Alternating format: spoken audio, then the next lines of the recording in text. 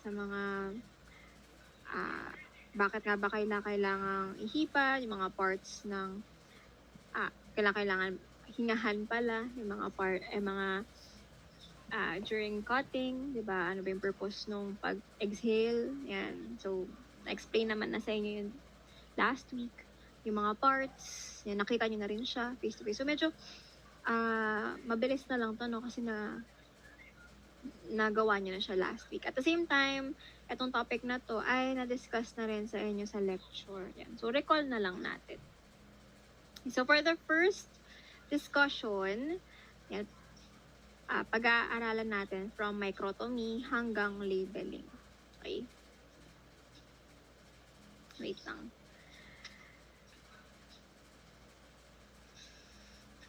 Ay, wait. Okay. Ayan. So, start na tayo. We have, una, microtomy. So, syempre, ang ginagamit natin to perform microtomy ay ang ating microtome. So, ang usual po natin ginagamit at yung ginamit natin last time ay rotary microtome, but there are different types of microtome, diba? So, unang kind, ng microtome would be a rocking microtome. So, yung rocking microtome, ito po ay dinevelop noong 1881 by Caldwell Trefol. In some books, no, ang spelling ng Caldwell niya ay hindi P, but rather letter C, Caldwell. So, baka lang po magtaka kayo, no, ma'am, bakit sa ibang libro po Caldwell siya? Well, yun. Sa ibang libro, it's spelled as Caldwell. Pero in some books, it's spelled as Caldwell. Pero kung ako papipiliin, mas correct yung Caldwell Trefol. Mas yun din yung ginagamit eh. So ang rocking microtome is the simplest microtome. Ginagamit po siya sa mga large paraffin embedded blocks. Yun nga lang, hindi po siya nagagamit for creating serial sections.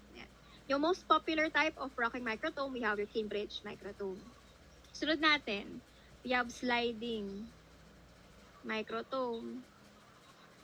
So yung sliding microtome, iba-iba yung year kung kailan siya dinevelop. Some books, 1789 daw. Yung ibang book, 1798. No? Ayan. So para saan ba yung sliding microtome? Para po sa mga celloidine sections or hard, rough tissue blocks din as well. At ang naka-imbento sa kanya ay si Adams. Now, your sliding microtome has two types. Yung isa, ay taas. Meron tayong base sledge or yung sledge type. O yan, recall na lang to kasi na-discuss yun na naman to sa lecture. So, ito po yung preferred natin kasi dito yung knife ay held rigidly in place. So, hindi po gumagalaw yung knife dito, no? Okay, so ginagamit po ito for cutting brain tissues, kaya mostly ang application po niya ay nasa neuropathology or ophthalmology. Yung knives na gamit ito ay mga long knives. Yung isang type ng sliding microtome, we have your standard sliding.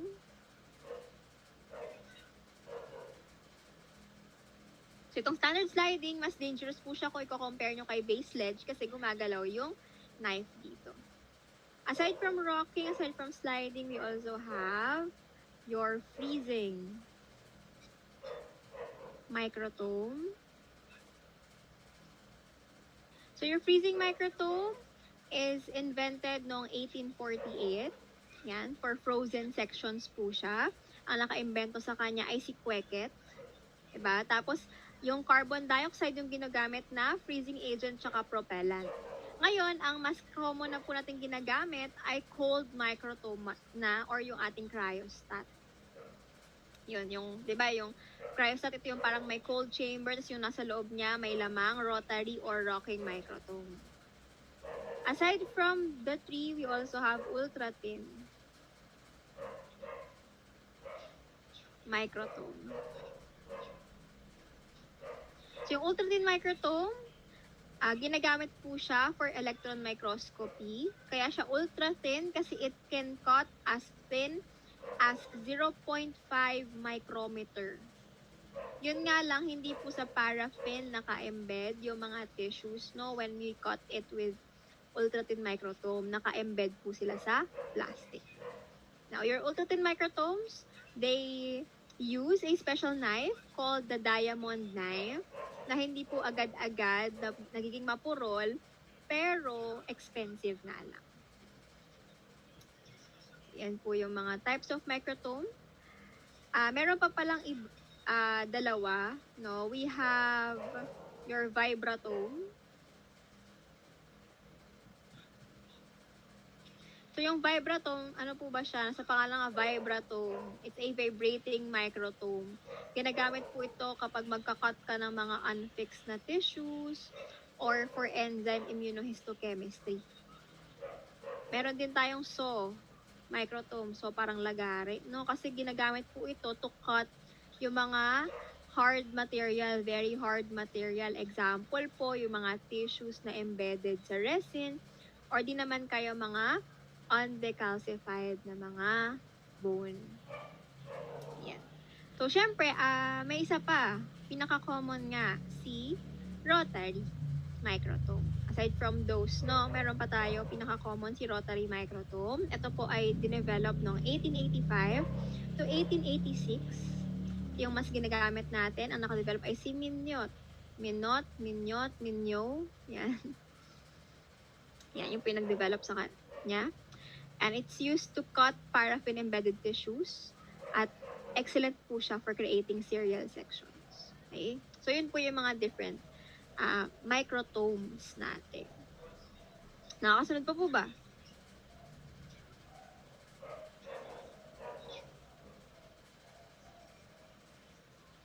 Okay, sige.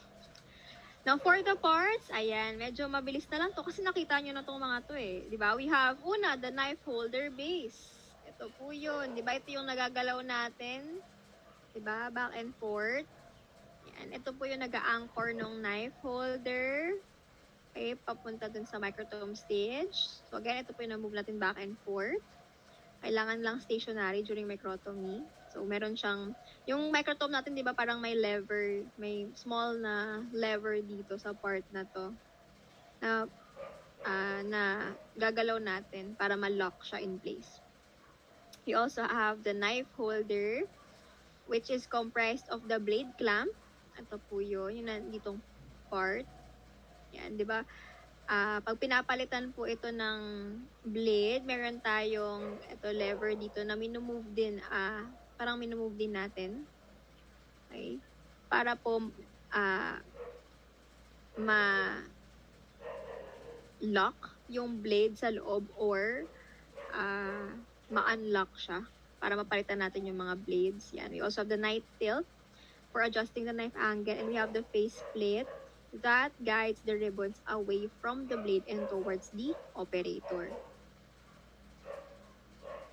Meron din tayong cassette clamp or block holder. Ito po yun, yung nag-hold ng block in place. Ito po yung nag-move up and down, diba? Habang stationary to. Okay, so yung knife natin, it's held rigidly in place. Ang nag-move, itong block holder. We also have the coarse hand wheel or yung pawl and ratchet wheel na tinatawag. So yung pawl and ratchet wheel, they are different parts of your microtome, no? Sadyang pag binanggit lang sila pawl and ratchet kasi connected po sila. No? You can search na lang for the internet para makita nyo, ma-visualize nyo siya, no? Kasi parang si pawl, ano siya, parang siyang metal na naka-singit, parang ganon, dun sa pagitan ng mga pagitan ng ratchet wheel. Yan. So, ito po yun. Or your coarse hand wheel. Siya yung nag-move ng block holder, di ba? Papunta po sa knife and then pa-alis dun sa knife. Di ba? Namumove natin to either pagantong direction or pagantong direction, di ba? Kapag paganto, away. Ito ay yung chalk ay mag-move away from the knife. Kapag naman ang rotation natin pag ganito, 'di ba? Mag-move naman siya towards the knife. Ayan. Natatandaan niyo ba na yung mga ginagawa natin na nakaraan? Wala, isa na lang nakatanda.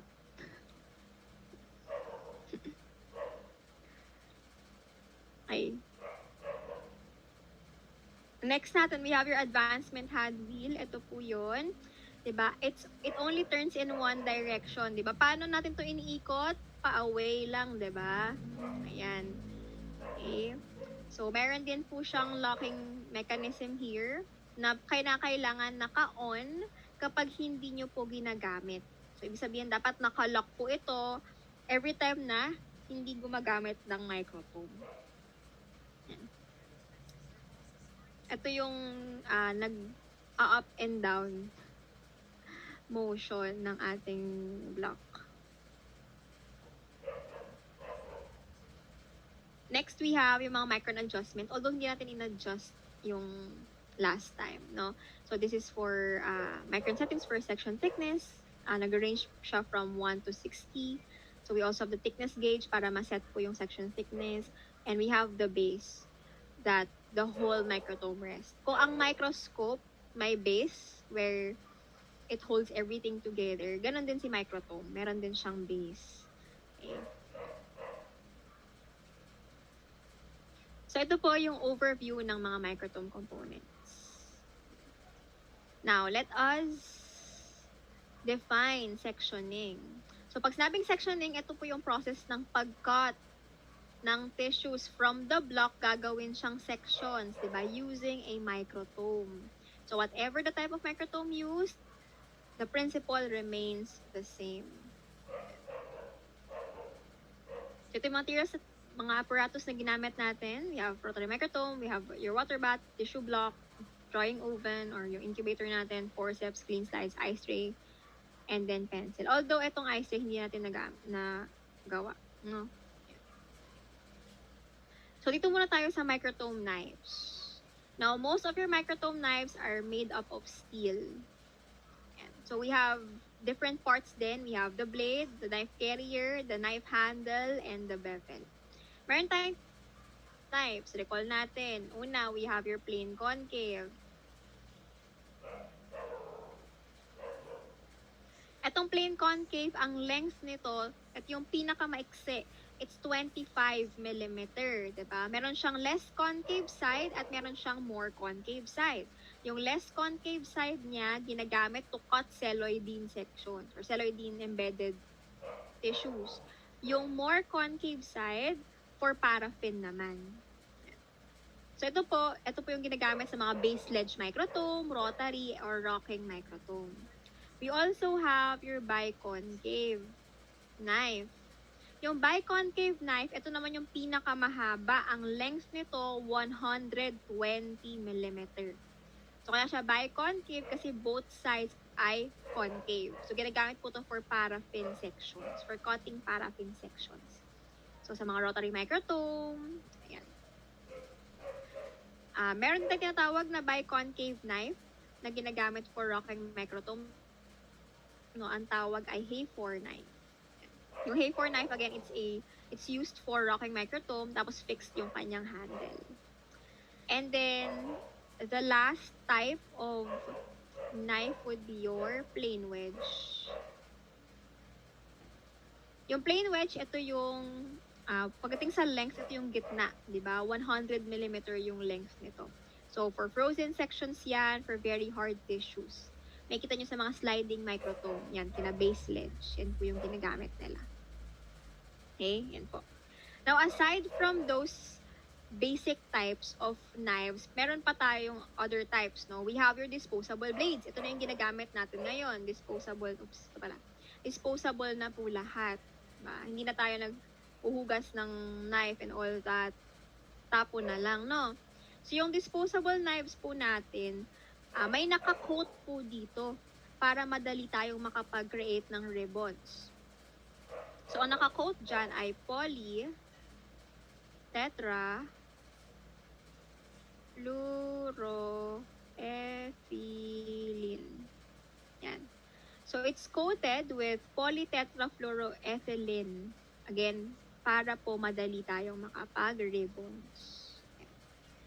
Aside from disposable knife, nabanggit ko na kanina, no, yung ginagamit for ultra-thin microtome, sina glass tsaka diamond knives. Yan na, again, very expensive. Nakakasunod pa po ba? Bagalan ko ba? Okay. No, binibilisan ko na kasi parang familiar naman na kayo, na-discuss na ata ito kay Ma'am Fe. So, ayan. Next, we have the steps. O, i-run through na lang natin kasi ginawa nyo na nga ito, di ba? Of course, first things first, know the different parts of microtome. Yan, attach the paraffin block dito sa block holder. Sections are usually cut between 4 to 6 microns. Okay? The knife is positioned in such a way that the center of the blade is in line with your block. And again, dapat po nakaklamp. So ito po, no, dapat nakaklamp, nakahigpit po yan para hindi po gumagalaw yung knife natin. Hindi siya maluwag dun sa loob. The knife is usually tilted at 0 to 15 degrees angle to allow a clearance angle between the cutting facet and the tissue block. And then cutting is started, and then until complete sections, ito na po, are created out of the block. Ayan, regular cutting rhythm is maintained. Ang nagmamanipulate, ratchet wheel is then manipulated in this process. Now, sections form ribbons, not just because of the knife, no, but they form ribbons because of the heat generated. Kaya nagkakaroon ng ribbons because of the heat na nag-generate tuwing tayo ay nagka-cut. Yan. Kaya po, in real practice talaga, no, pagkatapos po nating mag-trim, di ba nag-trim tayo ng blocks para po ma-expose yung tissue, di ba? Gamit ang microtome, nag-trim tayo dyan. Ngayon, pagka-trim, nilalagay pa po muna yan sa yelo, tapos nilalagay sa freezer, bago tayo gumawa talaga ng sections. Yun ay para, kasi yung heat sometimes, para po, di ba, since heat medyo lumalambot siya, para tumigas muna siya ng konti at mas maganda yung makuha nating sections, no? Kaya lang di na tayo nag-yelo nun kasi medyo matatagalan tayo at saka at the same time ay nalimutan ni Sir Pao na kunin yung yelo sa baba, no? Kaya hindi na tayo nakapag-yelo. Pero dapat po talaga may yelo yon para maganda yung sections na mapoproduce nyo, no? And nagdala kasi ng marami yung previous section, tapos nalimutan ni Sir Pao na iakyat. So, walang nakagamit ng yelo at all. Ayan. Okay. Yun. Kaya wag po kayo magugulat ha, bakit natin ginawa. Yun po kasi yung reason talaga. Honest naman kami. Yun po talaga yung reason. Pero ginagawa po talaga sa lab ay pagkatapos i-trim, ilalagay mo na sa yelo, yan, pinifreeze muna. Ang ginagawa dati, no, sa amin, kumakain muna. Pagka-trim, kakain muna ng lunch, tapos tsaka kakain muna ng lunch habang nagla-lunch, syempre nakalagay yun sa freezer. Tapos after lunch, tsaka po sila magka-cut ng ribbons. Yan. Ganun yung ginagawa dati sa amin. No? Kaya medyo matatagalan pa kapag nag-yellow pa tayo. Incomplete sections should be discarded. Kapag naman, yung mga complete ribbons naman, they are picked up with a Cowan hairbrush or forceps or fingers or yung applicator stick nga natin kung saan kayo sanay. Pero kasi usually yung forceps natin hindi ganitong forceps di ba makapal siya. Kaya hindi ako usually nagpapagamit ng forceps to pick up the ribbons kasi baka lalo nyong masira. Unlike dito kasi iba yung forceps na gamit nila. Now, tissues which tend to crumble can be sectioned with ease by exhaling gently into the section while the block is being cut slowly to reduce static electricity. Pag nakita nyo po na pag nagka-cut kayo, yung yung ribbons, 'di ba? Nagsi-stick na siya dito sa may block or nagro-roll na siya. Yan. So, either palitan yung blade or again, exhale gently. Okay? Para po mawala yung static. Sana napapansin nyo, no, na pag nagka-cut si Sir Pao or ako, hinihingahan namin yung ribbons. Napapansin nyo ba? Or hindi nyo napapansin? No, yung nakaraang section kasi di nyo napapansin na humihinga kami. Siyempre humihinga kami. I mean, na hindi pa na hinihingahan pala yun. No? Ayan. Ano ha, ang ano po ay exhale gently. Hinga, hindi po ihip. No, kasi ang nangyari, may isang umihip, nasira lahat ng ribbons. Kasi nga, inihipan niyan, medyo malakas yung, hindi gentle yung pagkakabuga ng hangin. No, ayan. So, hinga po, no, hinga, exhale gently. After sectioning, tapos na po, kailangan i-brush away. Alam niyo naman na yan. Yan, di ba, binabrush natin. Kada may nasa stock dito, brush agad. Kasi po, pwede yung ma-stuck dyan, tas maka-apekto sa cutting nyo sa susunod. Yan. After carefully drying the machine and knife holder, sorry, no? Nagalit yung aso ko eh. After carefully drying the machine and knife holder, the parts should be wiped with Xylol. Pero wag pong i-wipe yung mga painted parts, ha? Hindi po yan nilalagyan, winawipan ng Xylene. Yan. Kasi po, pwede pong masira yung kulay. Yan. Movable portion should be oiled thoroughly, should be oiled regularly, but again, hindi naman daily, but regularly lang, no? And then always cover the microtome when not in use, para hindi po mag-accumulate yung dust, and hindi po maapektuhan yung pagka-cut natin the next time. Okay, so for this one, these are the difficulties and errors most commonly encountered in sectioning. Ito po ay summary na lang. Yung kompletong version nito ay nasa Gregorios. Kasi meron tayong difficulties encountered in tissue processing. Meron din tayong difficulties encountered in sectioning lang specifically, no? Ayan. Naka-table din naman yun. May remedy din, ganon. So, view it na lang, no? Nasa Gregorios naman. Okay.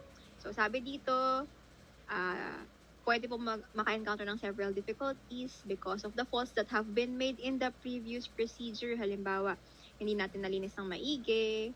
Yan. So, a good technician should be alert in taking note of such faults.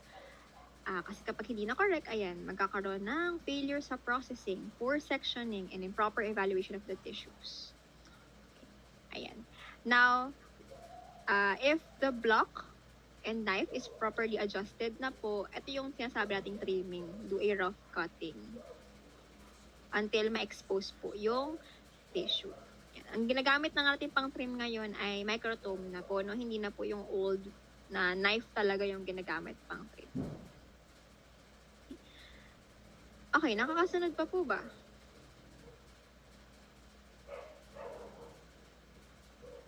Ayan.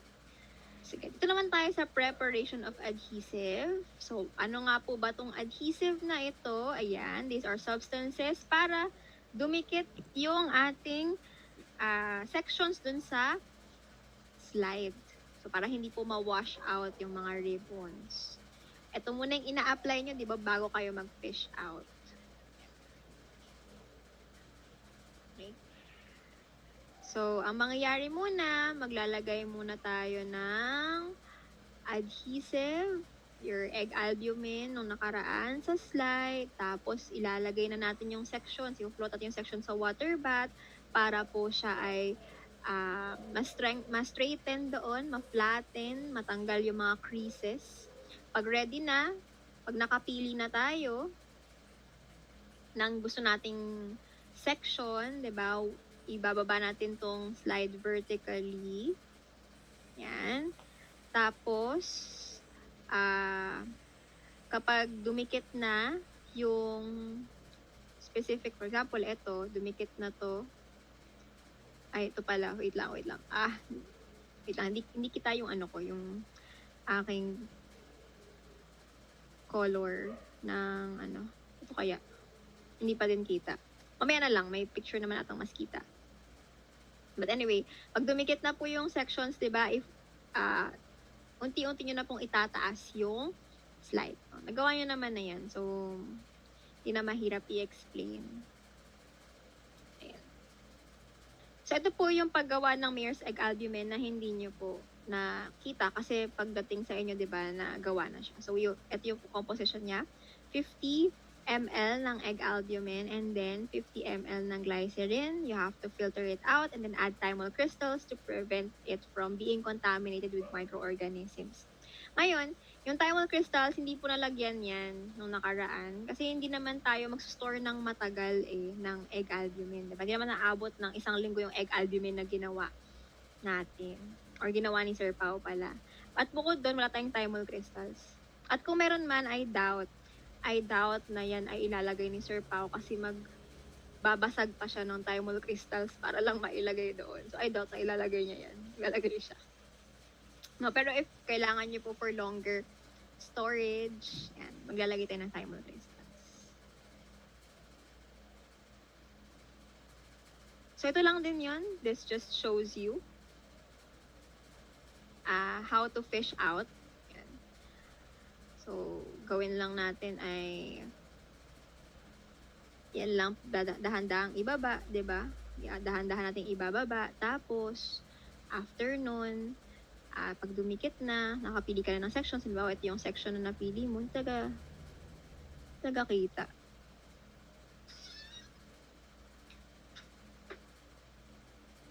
kaya.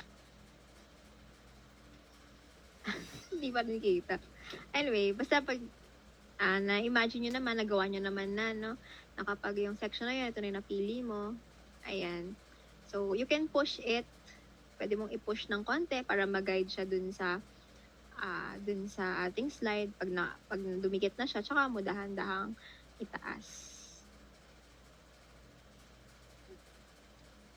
And then, kapag naka-fish out ka na, lagay nyo na po sa incubator. Ayan. So, ang egg albumin po, ang adhesive po, actually ay hindi na po ganun na-apply sa laboratory. Hindi na po siya frequently nagagawa sa laboratory, no? May gumagawa pa din. May gumagamit pa din po ng tissue adhesive. Ma-encounter nyo rin naman yan. Siguro baka next year or baka pag kayo nagtrabaho. Ma-encounter nyo pa rin naman yan. Meron pa rin gumagawa po, no? Pero most of the histopath sections na po sa mga iba't ibang laboratory, incubator na po yung ginagamit nila or oven na po yung ginagamit nila. Tapos, pinapatagal lang nila doon ng mga 30 minutes to 1 hour. Kasi medyo makalat pa, tsaka may trabaho pa pag gagawa ka pa ng egg albumin. Diba? Ayan. So, ganun na lang ginagawa. Pagka fish out, ilalagay na lang nila sa oven. Okay. So, that's adhesives. Makakasunod pa ba?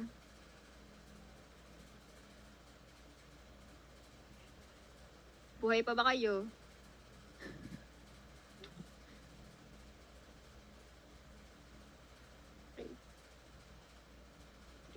Now, for this hematoxylin and eosin staining, ayan, disclaimer lang po, no? Iba po yung steps dito sa steps na ginawa niyo po last week dun sa lab. Because, ito po, nakabase po ito sa lab manual. Ito nasa PowerPoint. Pero, yung ginawa nyo last time, nakabase po yun sa instruction ni manufacturer. So, instruction nung gumawa nung stain. No? Pero, sa mga laboratory naman talaga, nag-iiba-iba naman talaga po ng process ng staining. Iba-iba yung oras, iba-iba yung dips, ganyan. No, depende po kasi sa supplier or sa gumawa ng stain. Yung iba, sobrang tingkad ng hematoxylin nila, so mas less yung time doon. Basta ganun siya. Okay? Pero yung susundin nyo po for your practical exam ay yung nandito. Para, tawag nito, para iisa lang yung pagbabasihan natin. Okay? Yan, malinaw po ba yun? Yan na, kasi di ba practical exam yun na next week. Ayan. Yeah. At least fresh pa sa inyo. Diba? Kaka-discuss pa lang natin. Practical ulit. Practical agad next week. Ayan. Okay, so hematox tayo. Yan. Staining of sections render different tissue components visible kasi and they have variations in color. Yan, kaya naging visible sila kasi nagkakakulay nga sila, di ba? So you can now differentiate them, you can now identify the cell components.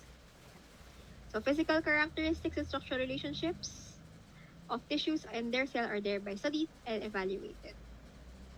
So for the materials, we have your jars. Ito po yung usual yung ginagamit for hema.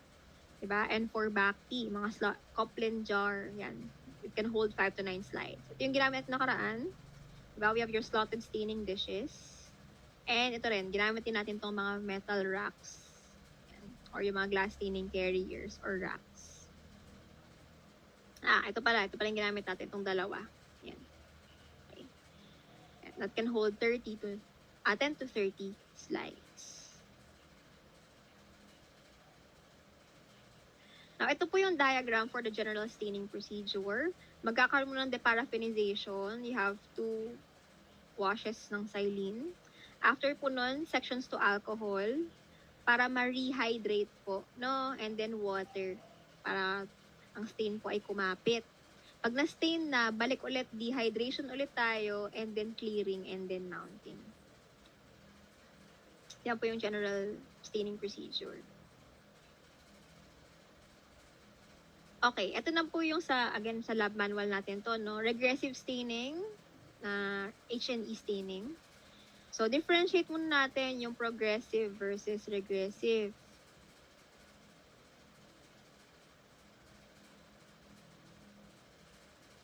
Pag progressive, ito po yung the tissues are stained in a definite sequence, may susunod na sequence. And then, ini-stain po sila ng may specific period of time or until ma-acquire yung desired color. Wala pong decolorizer, walang decolorization na nangyayari sa progressive staining. Yung distinction ng tissue detail, nakadepende lang dun sa affinity nung mga tissue or cell components dun sa dye. Sa regressive, dito po nagkakaroon ng overstaining, nagkakaroon ng decolorization. So parang, for example, yung hematoxylin, pang nuclear stain lang siya. So kinakailangan i-decolorize para mawala po yung hematoxylin sa cytoplasm. Parang ganun siya. No? Ayan. So ito na yung procedure natin. We have xylene muna, deparaffinization, 3 minutes. And then xylene ulit, 2 to 3 minutes. And then absolute ethanol for 2 minutes, and then 95% ethanol, 1 to 2 minutes. Running water, wash in running water 1 minute. And then stain with Harris alum hematoxylin for 5 minutes. Pero kapag Ehrlich ang ginamit, mas matagal, 15 to 30 minutes. And then wash in running top water to remove excess stain. And then differentiate in 1% acid alcohol. Ito po yung composition ng 1% acid alcohol. That's 1 ml ng concentrated hydrochloric acid to 99 ml of 80% ethanol for 10 to 30 seconds lang. Rinse in tap water. Blue in ammonia water. Ito po yung hindi natin ginawa, no? Hindi tayo nag-bluing. Pero ang reason po kasi yung ating ginamit na stain, optional lang po ang bluing sa kanya. Kaya di natin ginawa. Pero kung magbu-bluing ka, you can use ammonia water na 5 minutes lang po yan. And then mas mabilis kapag ang ginamit mo is 1% aqueous lithium carbonate, 30 seconds. And then wash ulit running water 5 minutes. And then counter stain with aqueous eosin for 5 minutes. Kapag alcoholic ang ginamit, mas mabilis, 30 seconds to or 1 minute. Ngayon, pag mag-differentiate ka, depende po sa eosin na ginamit. Kung aqueous eosin, pwede mong gamitin na pang differentiate ay tap water lang kasi aqueous naman to eh. Pero kapag alcoholic, ang ginagawang pang differentiate ay 70% alcohol. And then after nun, dehydrate na, and then clear, and then mount. Okay? So, yun. Yun po sila, no? Ayan. So, ang counter stain dito ay eosin lang, which stains your cytoplasm, di ba? Hematox stains your nucleus.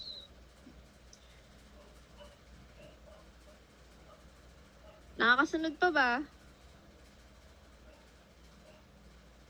Yan. Yung iba dito kasi as it is naman na, tsaka yung iba ay nagawa nyo na, no? Kaya, ganun na lang kabilis yung. Pero kung gusto nyo bagalan natin, pwede naman.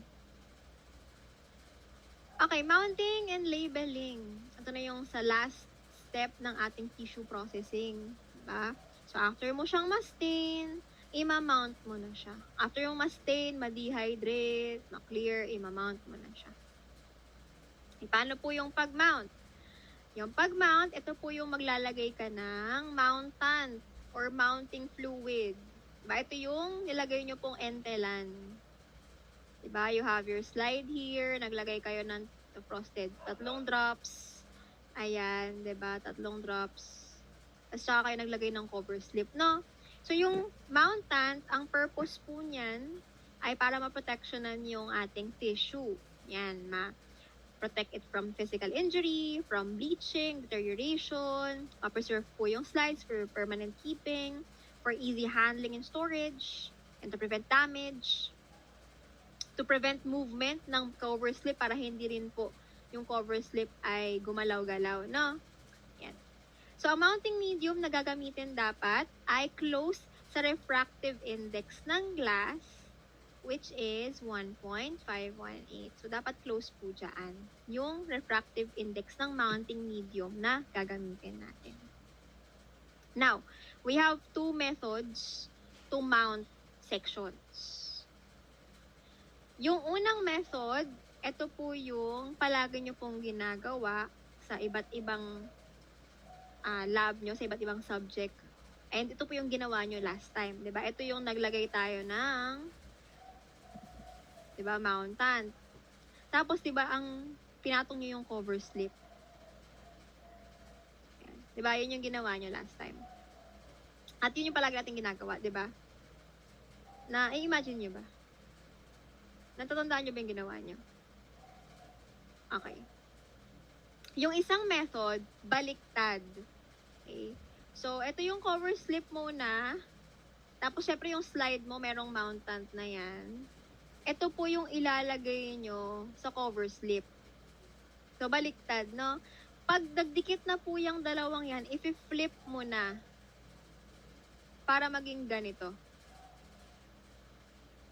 Na-imagine nyo ba?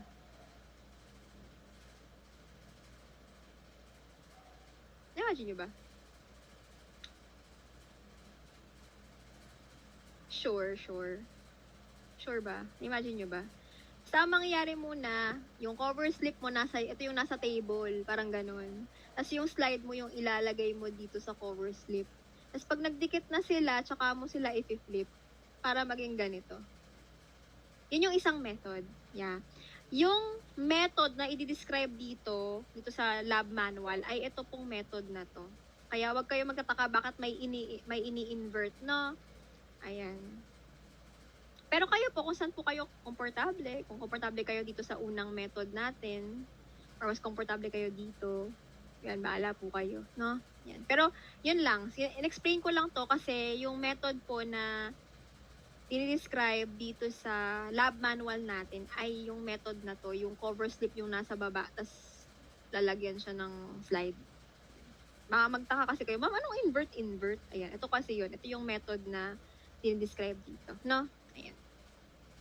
Siyempre, kapag ito na po yung ginawa nyong method, hindi nyo na po kailangan mag-invert. Dito lang po ginagawa yung ini-invert.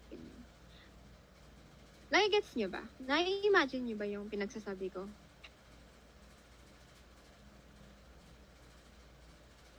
Yung iba, naiintindihan nyo ba? Wala kasi akong slide dito, so... Okay, sige. Ayan. So, ito po yung mga materials na kinakailangan natin at kinailangan nyo pala. Ayan. Ayan po siya. So, Canada Balsam ang ginamit na mounting medium dito. Actually, dapat po Canada Balsam din yung gagamitin nyo. Kaya lang hindi po kasi mabuksan ni Sir Pao yung bote ng Canada Balsam. Kaya, entelan na lang. No, pero yung entelan po natin ay meron din naman pong laman na Canada Balsam yun. Ayan. So, ang Canada Balsam, di ba, we have aqueous. Tapos meron tayong resinous mounting media. So, Canada Balsam is one of those resinous mounting media. No, na transparent and colorless, Yun nga lang, habang tumatagal, as it ages, nagda-darken po siya or na-oxidize siya. No? So, yun. Ang Canada Balsam po, ginagamit siya for whole mounts and for thick sections. Okay? So, Canada Balsam is a natural resin from a plant or a tree na Abus balsamea. Sana natatandaan nyo pa sa lecture nyo, no? Abus balsamea. Or, your Canadian pear tree. Ang refractive index po nito is 1.524, which is close, diba, sa refractive index ng glass na 1.518. So, yung ating Canada Balsam, you can actually adjust its viscosity by adding diluents. Example of diluents would be xylene and then your toluene. Ayan.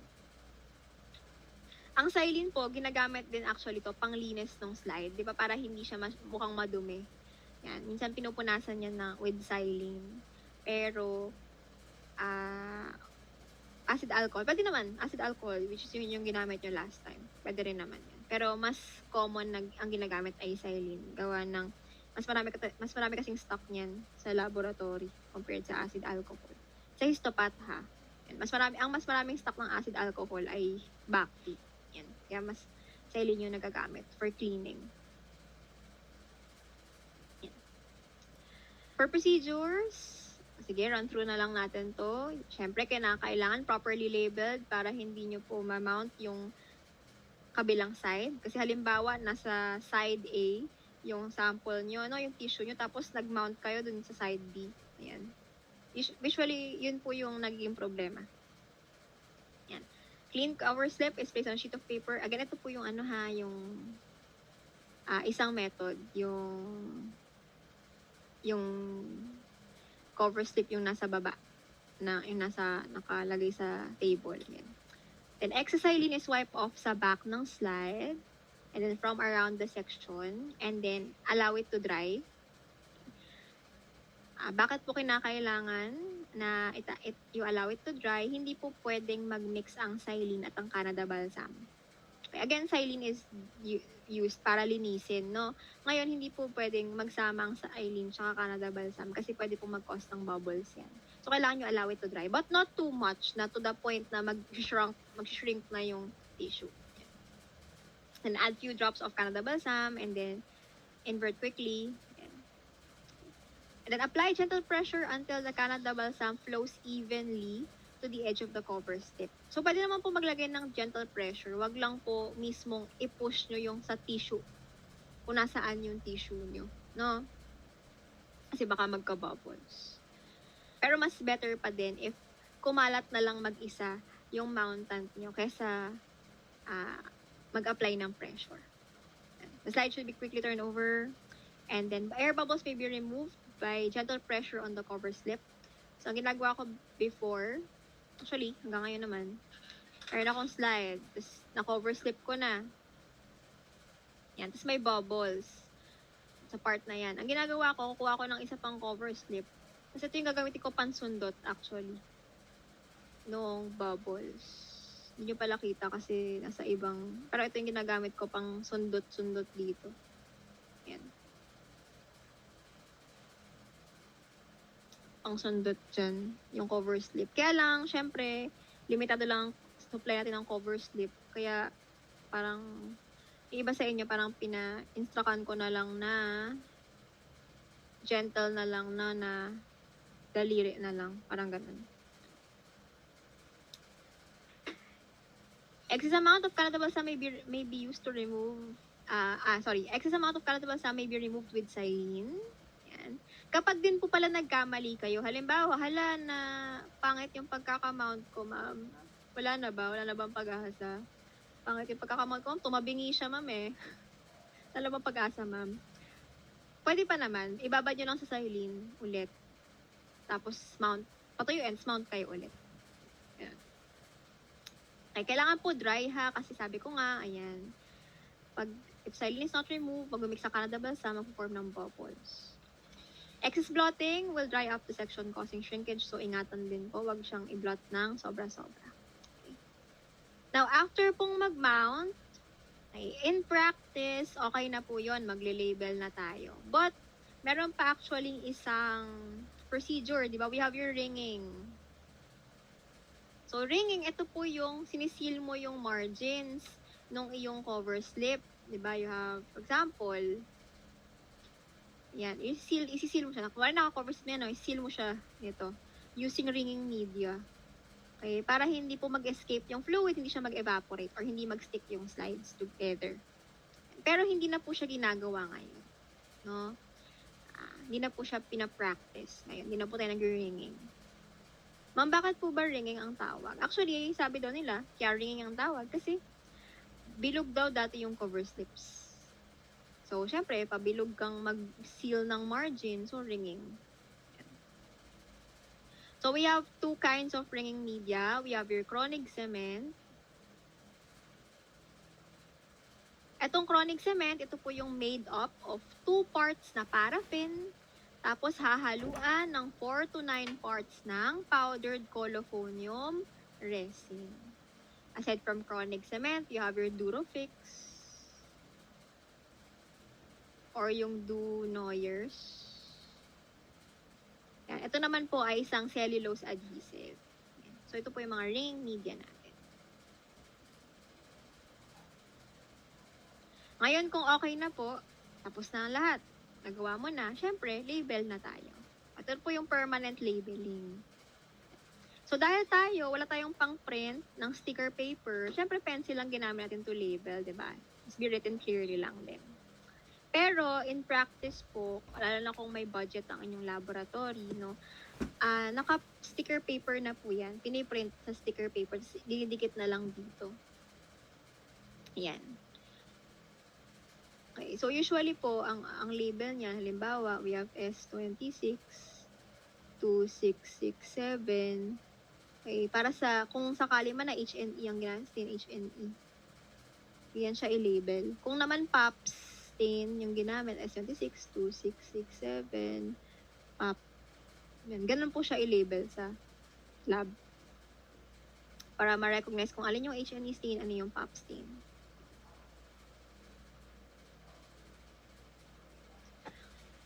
Okay, nakakasunod pa ba?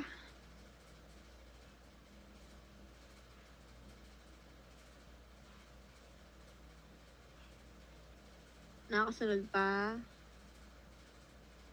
Okay. Yung ano nito ha, tawag nito, yung guide questions ha, nakapublish na siya. Yan. So, isagutan nyo na lang po sa inyong mga fillers. Ang submission ay next week din, diba? During your practical exam. Yan. May isa pa tayong set of slides. May isa pa tayong PowerPoint para naman sa explorative cytology. Pero, break muna tayo. Okay lang ba? So, ko ng tubig eh. Break muna tayo. Siguro balik tayo ng 5:38. Yan, mag-CR muna kayo.